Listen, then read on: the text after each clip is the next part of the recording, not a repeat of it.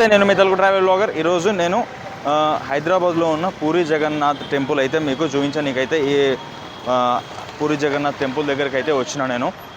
Puri Jagannath temple as it ఈజ్గా మనకు ఒరిస్సాలో ఎలా ఉందో సేమ్ అదే విధంగా మనకు హైదరాబాద్లో కూడా పూరి జగన్నాథ్ టెంపుల్ని అయితే మనం చూడొచ్చు. ఎవరైనా పూరి జగన్నాథ్ టెంపుల్ వరకు ఒరిస్సా వరకు పోలేని వాళ్ళు ఎవరైనా ఉంటే హైదరాబాద్కి వచ్చేయండి. యాజ్ ఇట్ ఈజ్గా ఇదే విధంగా ఉంటుంది. ప్రజెంట్ ఇప్పుడు నేను టెంపుల్ లోపలికి అయితే పోతున్నా. మొత్తం వీడియో తీసి అయితే మీకు చూపిస్తాను. నేను టెంపుల్ అయితే సూపర్గా ఉంటుంది. ఎవరైనా రావాలనుకునే వాళ్ళైతే నేను పూర్తిగా అయితే ఎక్స్ప్లెయిన్ చేయడానికి అయితే ట్రై చేస్తాను. నేను సేమ్ అదేవిధంగా అయితే వచ్చేసేయండి. ఈ గుడి హైదరాబాద్లోని అత్యంత ఖరీదైన ప్రాంతాలలో ఒకటైన బంజారా హిల్స్ రోడ్ నెంబర్ 12లో ఉందన్నమాట. ఇప్పుడైతే నేను ఆడికి పోతున్నా.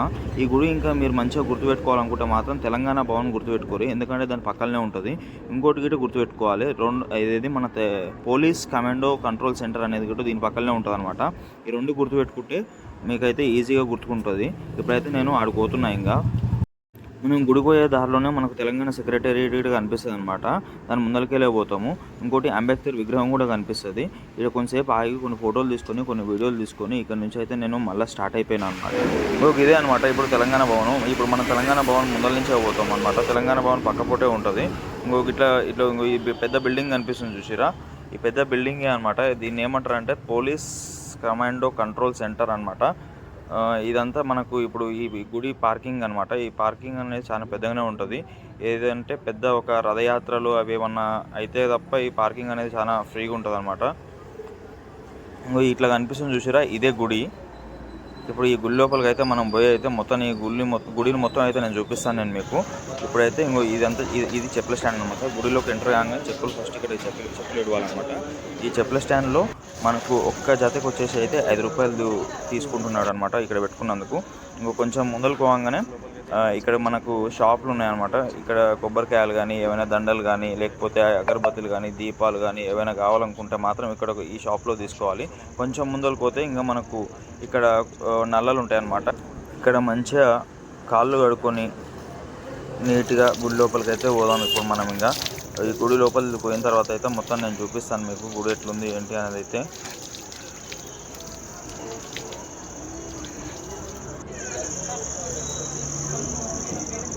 ఇది గుడి లోపలికి పోయినాక ఎంట్రన్స్ అనమాట. ఇంకో మెల్లగా గుడి లోపలికి అయితే పోదాం. ముందు అయితే గోడల మీద అన్ని బొమ్మలు అయితే మీకు చూపిస్తాను నేను. ఈ గుడిలోకి పోయే దగ్గర మెయిన్ ఎంట్రన్స్ దగ్గర అయితే ఇట్లా 2 పులి బొమ్మలు ఉంటాయి అనమాట.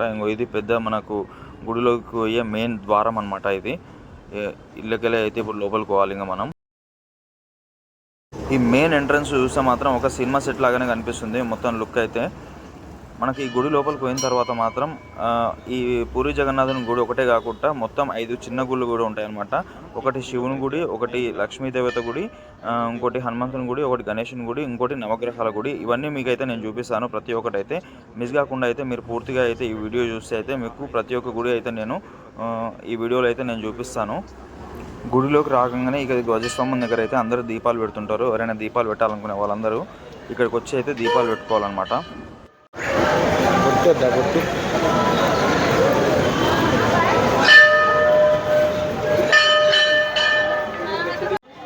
లోపలికి రాగానే శివుని గుడి పక్కకు పోతే ఇక్కడ ఒక చిన్న అద్దం ఉంటుంది. అండ్ ఇక్కడ బొట్లు పెడతారనమాట. ఎవరైనా బొట్టు పెట్టుకోవాలనుకుంటే మాత్రం అక్కడ అద్దంలో చూసుకొని అయితే బొట్టు పెట్టుకోవాలి.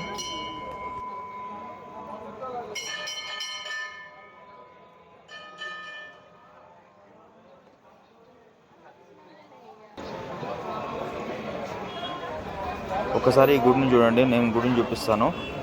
మొత్తం సినిమా సెట్ లాగానే ఉంటుంది, ఒక అద్భుతంలా ఉంటుంది. మొత్తం మనకు ఒరిస్సాలో ఉండే పూరి జగన్నాథ గుడి ఎట్లా ఉంటుందో సేమ్ అట్లనే కనిపిస్తుంది అనమాట మనకి ఇక్కడ గుడి. ఇదే మనకు గణేశుని గుడి అనమాట.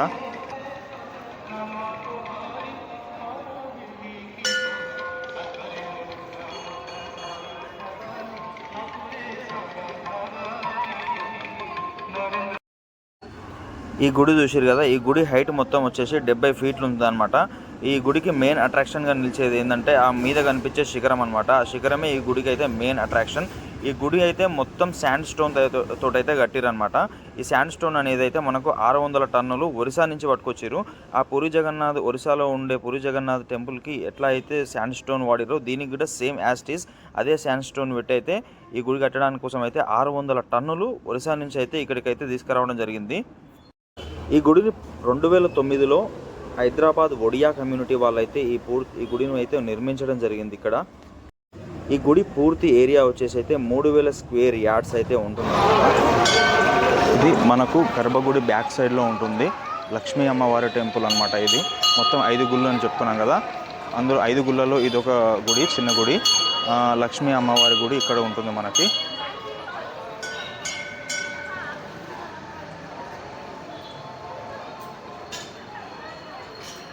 మనకు గుడిలోకి రావడానికి అయితే మొత్తం 3 ఎంట్రన్స్లు ఉంటాయి అన్నమాట. 3 ఎంట్రన్స్లు ఉంటాయి. మెయిన్గా ఇందాక వచ్చింది అయితే మనకు మెయిన్ ఎంట్రన్స్ అనమాట.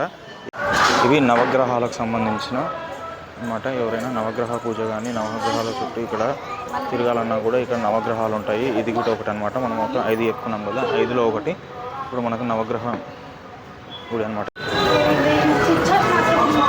ఇక్కడికి వచ్చిన తర్వాత ఆంజనేయ స్వామి అనమాట. మనకు ఇది చిన్న గుడి, ఆంజనేయ స్వామి గుడి అనమాట.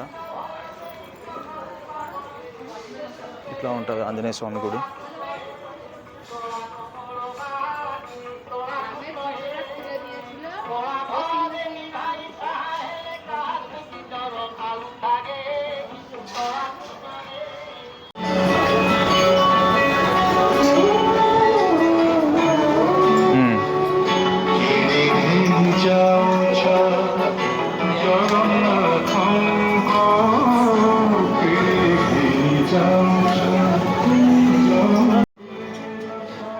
ఈ గుడి గోడల మీద ఉండే ఈ బొమ్మలన్నీ గమనిస్తే మాత్రం మనకైతే ఈ గుడి పూర్తి చరిత్ర మనకైతే తెలియడానికి అయితే ఎంతో అవకాశం ఉంటుంది. పూర్తిగా అయితే చూడాలి. అసలు మనకు 5 గుళ్ళు చూసుకున్న తర్వాత ఇదే మెయిన్ గుడి అనమాట. పూరి జగన్నాథ స్వామి ఉండే గుడి అనమాట. ఇప్పుడు ఫోన్లో అయితే మీదికి అయితే అలవ్ లేవు.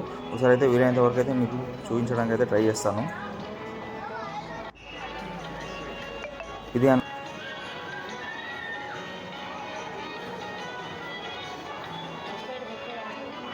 గుడికి అయితే నేను ఆల్మోస్ట్ క్లోజింగ్ టైంకి అయితే వచ్చిన. ఈ గుడి ఇంకా 9 o'clock అయితే క్లోజ్ అవుతుంది అనమాట.